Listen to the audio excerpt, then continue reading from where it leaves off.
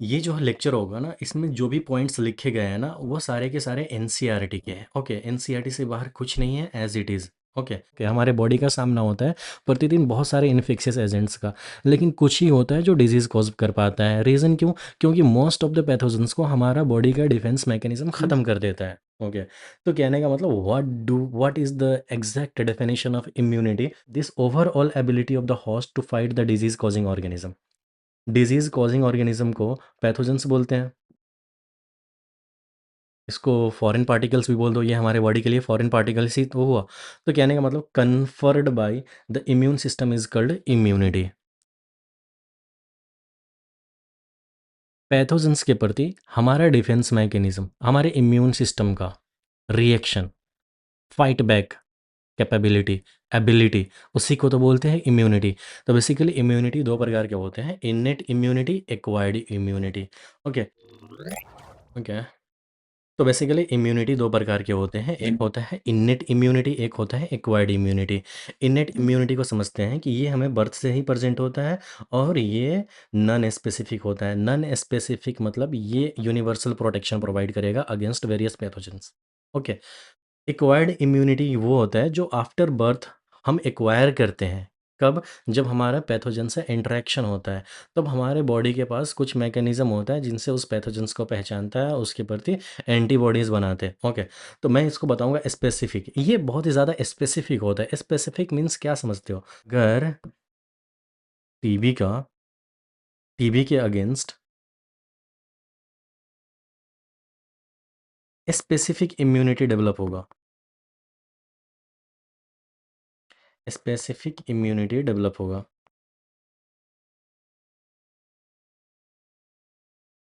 उसी तरह आप ये ले लो है टाइफॉइड के प्रति, तो टाइफॉइड के प्रति भी उसका एक अलग स्पेसिफिक इम्यूनिटी डेवलप होगा। उसी तरह आप ले लो हेपेटाइटिस बी, हम लोग पढ़े थे ना बहुत सारा डिजीज़ के बारे में, हेपेटाइटिस बी, तो इनके प्रति भी एक अपना स्पेसिफिक इम्यूनिटी डेवलप होगा। फिर उनके बाद मलेरिया ले लो, तो मलेरिया के प्रति भी एक अपना स्पेसिफिक इम्यूनिटी डेवलप होगा।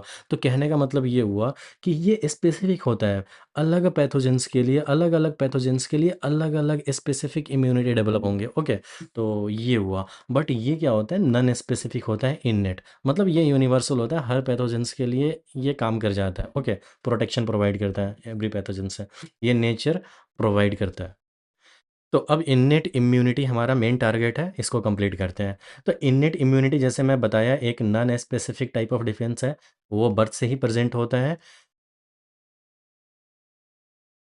This is accomplished by providing different types of barrier to the entry of the foreign agent into our bodies।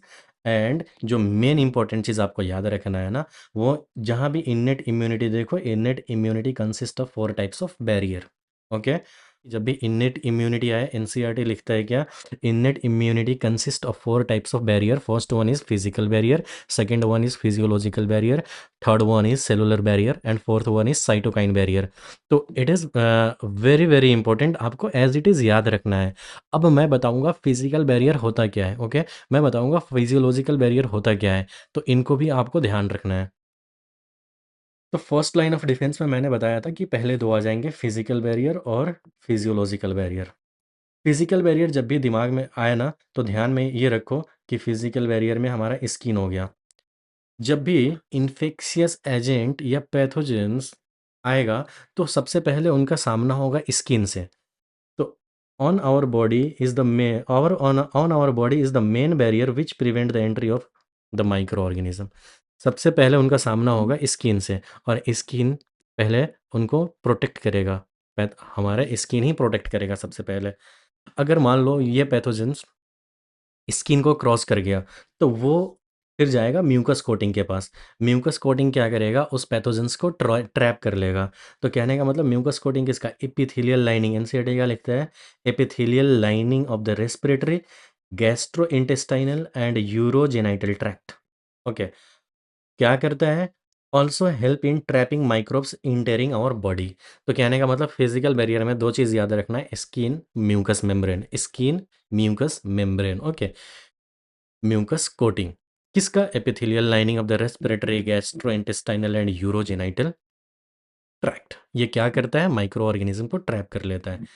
As it is समझो, जब भी पैथोजेंस आया तो सबसे पहला इंटरेक्शन उनका स्किन से होगा। मान लो वो पैथोजन स्किन को क्रॉस कर गया तो उनका फिर सामना होगा म्यूकस कोटिंग से, epithelial lining of the respiratory tract, gastro GIT, gastrointestinal tract, फिर उनके बाद यूरोजेनाइटल ट्रैक्ट। Got it. अब हमारा फिजियोलॉजिकल बैरियर पे आते हैं। देखो फिजियोलॉजिकल बैरियर मैं बहुत अच्छे से समझा देता हूँ। मेनली तीन: म्यूकस, सैलाइवा और टीयर्स में क्या होता है? एंटी बैक्टीरियल लाइसोजाइम होता है। जो हमारा सलाइवा होता है ना, जो हमारा आंसू होता है ना, जो म्यूकस होता है ना, उसमें क्या होता है? एंटी बैक्टीरियल लाइसोजाइम होते हैं। ये क्या करता है?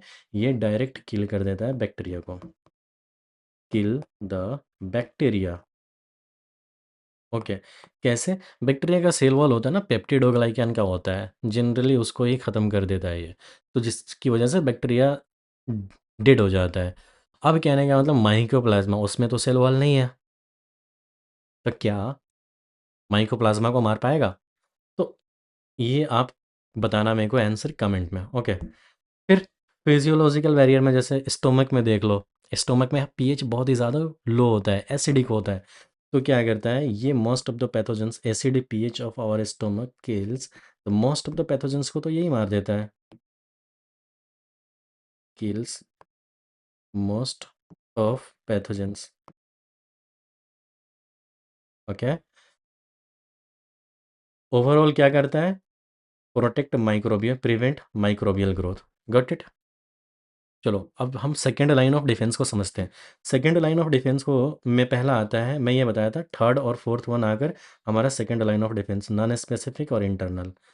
तो सबसे पहले हमारा सेलुलर बैरियर आता है। तो सेलुलर बैरियर में आप एनसीईआरटी का पहला लाइन पढ़ोगे ना, तो कहने का था certain type of leucocyte WBC of our body like polymorphonuclear leucocyte PMNL neutrophils, monocytes natural killer cells type of lymphocytes in bloods, macrophages in tissues can phagocytose and destroy microbes. इनका मतलब क्या हुआ? मैं इनको ईजिली समझाता हूँ, क्या समझो। इसका मतलब क्या हुआ तो मैं आपको समझाता हूँ। जो चीज़ याद रखने का है वो मैं बता रहा हूँ। ये जो तीन होंगे ना, ये ब्लड में होंगे। ओके। ये जो होगा ना, ये टिश्यू में होगा। Got it. Okay. Out of इसमें से भी जो याद करने का चीज़ है, ये दोनों होगा ना, ये होंगे फेगोसिटिक नेचर का। ओके। ये होगा ना non phagocytic, non phagocytic. Okay. और ये भी होगा ना, ये वाला मैक्रोफेजेस, ये भी फेगोसिटिक होगा। ये याद रखना है। जैसे आप ये पढ़े थे ना ब्लड के बारे में, ब्लड सेल के बारे में, ब्लड सेल के बारे में क्या पढ़े थे? प्लाज्मा होते हैं, फॉर्म्ड एलिमेंट होते हैं। ओके। फॉर्म्ड एलिमेंट में कौन कौन आता है? आरबीसी, डब्ल्यूबीसी, ओके, और प्लेटलेट्स। इसमें से जो मेन रोल है किसका है? डब्ल्यूबीसी का, इम्यूनिटी में। डब्ल्यूबीसी में कौन आता है? एनसीईआरटी क्या लिखता है? पीएमएनएल, पॉलीमॉर्फो न्यूक्लिएटेड सेल या पॉलीमॉर्फो न्यूक्लियर ल्यूकोसाइट। इसका जो इसको इसका नाम ऐसे पड़ा ना क्योंकि इसका जो न्यूक्लियस होता है ना, वो मॉर्फोलॉजी में डिफरेंट डिफरेंट क्या होते हैं। ओके, डिफरेंट मॉर्फोलॉजी शो करता है। फिर सेकंड, हमारा सेकंड आया मोनोसाइट, सेकंड आया मोनोसाइट, थर्ड आया एनके सेल, इनके सेल्स। Got it. तो ये तीनों ब्लड में होंगे, जिसमें से ये जो दोनों होंगे ना, पीएमएनएल मोनोसाइट, ये फेगोसिटिक नेचर के होंगे और ये नॉन फेगोसिटिक होंगे। ओके। याद रखो, ये होंगे फेगोसिटिक नेचर के, ये होगा नॉन फेगोसिटिक। Got it. तो आपको मैं यहाँ पे बता रखा हूँ, ये इंपॉर्टेंट है, आप याद रखना। ओके। जैसे सेलुलर बैरियर में देख लो, non phagocytic cell NK cell, जो कि ब्लड में ही होगा। फेगोसिटिक सेल में देखो, in blood neutrophils, monocytes, in tissues Kupffer cells, osteoclast, और phago tissue specific phagocytic cells होते हैं। Got it. फिर उनके बाद हमारा आता है साइटोकाइन बैरियर। तो cytokine barrier, what do we understand by cytokine barrier? तो देखो साइटोकाइन बैरियर बहुत ही अच्छा एग्जाम्पल से मैं समझाता हूँ। ये एक सेल है और इन पे वायरस आया, वायरस इनको इन्फेक्ट कर दिया। ये सेल रिलीजेस इंटरफेरॉन, क्या करेगा? ये सेल इंटरफेरॉन रिलीज करेगा। Okay, alpha INF, beta INF, gamma INF. Okay, ये जो इंटरफेरॉन रिलीज करेगा ना, अब मैं बताता हूँ इंटरफेरॉन होता क्या है। जिनकी वजह से इनके अगल बगल वाले जो सेल होंगे ना, जिनकी वजह से इनके अगल बगल वाले सेल होंगे ना, ये ये ये दिखाता हूँ मैं। ये हेल्दी सेल है, ये भी हेल्दी सेल है, ये भी हेल्दी सेल है, ये भी हेल्दी सेल है, ये इन्फेक्टेड सेल है। तो इनके अगल बगल वाले जो सेल होंगे ना, वो क्या करेंगे, स्टार्ट कर देंगे, वो सिक्रेट करना स्टार्ट कर देंगे। इंटरफेरॉन की वजह से उनको सिग्नल मिल गया, हाँ। तो ये सिक्रेट स्टार्ट करना कर देंगे टीआई प्रोटीन। TI protein. और ये टीआई प्रोटीन क्या करेगा? ये टीआई प्रोटीन क्या करेगा? फर्दर क्या करेगा? Further inhibit, inhibition of viral protein, मतलब ट्रांसलेशन को इनहिबिट कर देगा। अब मैं एक्सप्लेन करता हूँ। ये वाला जो सेल है, ये वाला सेल है, इनको वायरस ने इन्फेक्ट किया, ओके। मतलब अब ये मरने वाला है। तो मरने से पहले ये क्या करता है? इंटरफेरॉन रिलीज करता है, alpha beta gamma interferon, okay.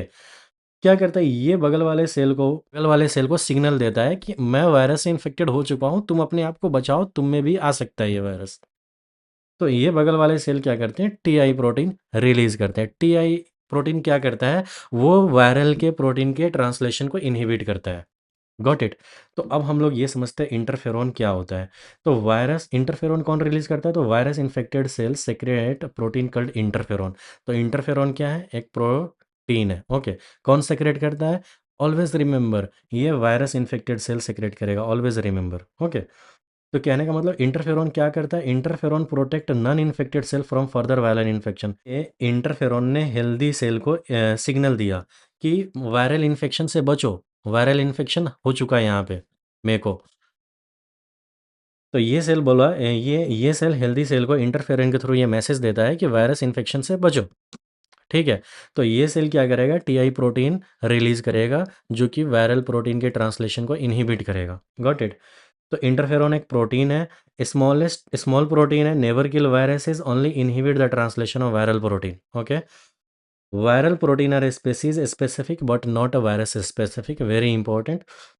Y it is secreted, इसका मेन पर्पस यही होता है कि ये वार्न करता है नियर बाई सेल को, that cell about the viral infection. एक सेल है जिनको वायरल इन्फेक्शन हुआ, तो वो सेल क्या करेगा? इंटरफेरॉन रिलीज करके अपने अगल बगल वाले सेल को बताएगा कि भाई मुझे वायरल इन्फेक्शन हो चुका है, तुम बचो। तो जो हेल्दी सेल होगा ना, वो टीआई प्रोटीन वगैरह रिलीज करेगा, जो कि वायरल प्रोटीन के ट्रांसलेशन को इनहिबिट करेगा। वो डायरेक्टली वायरस को मारेगा नहीं, ध्यान रखना। क्या करेगा? वायरस के ट्रांसलेशंस को, हाँ, रेप्लिकेशन को रोक देगा, होने नहीं देगा, ओके। फर्दर वायरल इन्फेक्शन को नहीं होने देगा। देखो वही है, virus infects a cell, infected cell releases interferon, nearby healthy cell receive the signals and they become resistant to viral infection, viral spread is reduced। यही तो है, वायरल का स्प्रेड रिड्यूस होता है। कहने का मतलब does not kill virus directly, protect the non infected cell from further viral infection. NCERT लिखता है कैसे कि virus infected cells secrete a protein called interferon which protect the non infected cells from further viral infection. Very very important. Interferon को ऐसे समझ लो ना, antiviral warning signal. भाई वायरस आ गया है, उनके प्रति सतर्क हो जाओ, एंटी वायरल वार्निंग सिग्नल ये, ओके। तो ये हमारा सेलुलर फिजिकल और सेकंड, ये हमारा सेलुलर और साइटोकाइन बैरियर खत्म हुआ। अब हमारा आता है inflammatory barrier. What is inflammatory barrier? तो क्या होता है, जो हमारा इंजर्ड टिश्यूज़ होता है ना, इंजर्ड टिश्यूज़, वो डैमेज्ड टिश्यूज़, उनके थ्रू बैक्टीरिया हमारे बॉडी के अंदर आता है। ये देखो, ये टिश्यू डैमेज्ड है, और इस डैमेज्ड थ्रू टिश्यूज़ के थ्रू क्या हुआ, ये बैक्टीरिया बॉडीज़ के अंदर आया, टॉक्सिन रिलीज़ किया, अगल बगल वाले सेल को भी इंजर्ड करेगा, गॉट इट, नुकसान पहुंचाएगा। तो क्या होता है, जो इंजर्ड टिश्यूज़ होता है ना, वो एक केमिकल रिलीज़ करता है, प्रोस्टाग्लैंडिन्स, ओके, जो कि क्या होता है, एक इन्फ्लामेटरी मेडिएटर होता है। ये पेन रिसेप्टर को स्टिमुलेट कर देता है, मास्ट सेल को एक्टिवेट कर देता है। पेन रिसेप्टर को स्टिमुलेट करेगा तो वहाँ पे हमें दर्द होगा, हाँ, और मास्ट सेल को एक्टिवेट करेगा तो मास्ट सेल क्या करेगा, हिस्टामिन रिलीज करेगा। और हिस्टामिन का दो काम होता है, वासर डायलेशन का, मेनली एक काम याद रखो कि ब्लड वेसल्स को डायलेट कर देगा। जब ब्लड वेसल्स को डायलेट कर देगा, परमिएबिलिटी भी इंक्रीज हो जाएगी, ओके, उनकी वजह से। फिर क्या होगा, और ब्लड वेसल डायलेट हो जाएगा तो मोर ब्लड, बहुत ज़्यादा ब्लड उस इंजर्ड एरियाज में आएगा, जिनकी वजह से लाल लाल धब्बा दिखाई देगा, ओके। और परमेबिलिटी इंक्रीज होने की वजह से जो प्लाज्मा प्रोटीन होते हैं वो लीक करता है सराउंडिंग टिश्यू में, जिनकी वजह से स्वेलिंग हो जाता है, गॉट इट। और फिर डब्ल्यूबीसी का अमीबॉइडल मूवमेंट होगा ब्लड वेसल से किसकी तरफ, वो site of injured injured tissue के पास। अमीबॉइडल मूवमेंट को, डब्ल्यूबीसी के अमीबॉइडल मूवमेंट को डायापेडेसिस बोलते हैं। तो डायापेडेसिस के थ्रू ये देखो, डब्ल्यूबीसी ब्लड वेसल्स छोड़ के जाएगा किसकी तरफ, इंजर्ड टिश्यू की तरफ, ओके।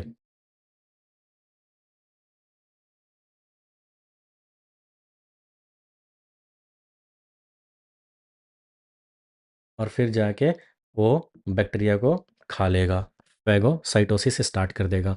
तो यही तो होता है इन्फ्लामेटरी बैरियर, फिर हमारा हीलिंग प्रोसेस स्टार्ट हो जाएगा, बैक्टीरिया खत्म, हीलिंग प्रोसेस स्टार्ट हो जाएगा। बस वही है इन्फ्लामेटरी बैरियर। फिर फीवर को देखते हैं। बैक्टीरिया आया, पैथोजेंस हमारे आया, इम्यून सिस्टम एक्टिवेट हो गया। इम्यून सिस्टम एक्टिवेट हो गया ना, तो immune system indigenous pyrogens release करेगा। ये पायरोजेंस क्या करता है, ये स्टिमुलेट करता है किसको, हाइपोथैलेमस को, ओके। और हाइपोथैलेमस टेम्परेचर रेगुलेटरी सेंटर है, तो ये हमारा प्रोस्टाग्लैंडिन रिलीज़ करता है। प्रोस्टाग्लैंडिन क्या करता है, हाइपोथैलेमिक टेम्परेचर सेट पॉइंट था ना, उसको बढ़ा देता है, ठीक है। फिर क्या होगा था, हमारा बॉडी उस टेम्परेचर को अचीव करने के लिए क्या करता है, बहुत सारा इनिशिएटिव्स लेता है, जैसे वैसो कॉन्स्ट्रिक्शंस, जिसकी वजह से हीट लॉस रिड्यूस होना, शिवरिंग होना, जो कि हीट जनरेट करेगा, मेटाबॉलिक एक्टिविटी को इंक्रीज कर देता है, फिर जिसके रिजल्ट में बॉडी का टेम्परेचर बढ़ जाता है, और फीवर, बॉडी का टेम्परेचर बढ़ जाता है, जो कि फीवर प्रोड्यूस करता है। गॉट इट, फिजियोलॉजिकल इंपॉर्टेंस समझ गया कि inhibit the growth of multiplication of many micro organism, body का टेम्परेचर बढ़ेगा ना, तो क्या क्या होगा, growth and multiplication of many micro organism को इनहिबिट करेगा, हमारे न्यूट्रोफिल्स, मैक्रोफेजेस, लिम्फोसाइट की एक्टिविटी इनहांस हो जाते हैं, इम्यून सेल्स रिस्पॉन्स एक्सेलरेट हो जाता है। तो उसके अगेंस्ट में अब बॉडी टेम्परेचर बढ़ाना, तो हम लोग उनके अगेंस्ट में बॉडी टेम्परेचर को घटाने के लिए एंटीपायरेटिक ड्रग्स देते हैं, पैरासीटामोल्स वगैरह, ओके। वो क्या करता है, प्रोस्टाग्लैंडिन लेवल को डिक्रीज कर देता है, तो हाइपोथैलेमस जो सेट पॉइंट था ना, एबव करके उसको नॉर्मल पे ला देगा कि चल भाई अब तू नीचे आ जा, नॉर्मल सेट पॉइंट पे आ जा। तो क्या होगा फिर, हमारा वैसो डायल बॉडी क्या करेगा, वैसो डायलेशन स्टार्ट कर देगा, पसीना छूटना स्टार्ट हो जाएगा, जिसकी वजह से टेम्परेचर सब्सिक्वेंटली फॉल डाउन हो जाएगा, ओके। फिर हम लोग थर्ड लाइन ऑफ डिफेंस को समझेंगे अब। इसको तो अच्छे से देख लिया था, इंजर्ड टिश्यूज हुआ, इंजर्ड टिश्यूज होता है, वो क्या रिलीज करता है, इंक्रीज करेगा प्रोस्टाग्लैंडिन। प्रोस्टाग्लैंडिन क्या करेगा, हाँ, पेन रिसेप्टर्स को इंक्रीज कर देगा, जिनकी वजह से क्या होगा, हमें दर्द वहाँ पे महसूस होगा, फिर उनके बाद मास्ट सेल को एक्टिवेट कर देगा, स्टिमुलेट कर देगा। मास्ट सेल रिलीज करेगा हिस्टामिन, जो कि वेसोडायलेटर की तरह काम करता है। हिस्टामिन ब्लड वेसल्स को डायलेट कर देगा, परमिएबिलिटी को इंक्रीज कर देगा, जिनकी वजह से डब्ल्यूबीसी का अमीबॉइडल मूवमेंट होगा, कहाँ, डायापेडेसिस होगा। डायापेडेसिस मतलब अमीबॉइडल मूवमेंट ऑफ डब्ल्यूबीसी, और ये बैक्टीरिया तक जाएगा और बैक्टीरिया को खा जाएगा, मतलब हीलिंग प्रोसेस से स्टार्ट हो गया। देखो ना, कभी कभी कुछ कांटा चुभ जाता है तो क्या होता है, the area become red, swollen, warm, painful, तो कहने का मतलब this is inflammation, showing that our innate immunity is working.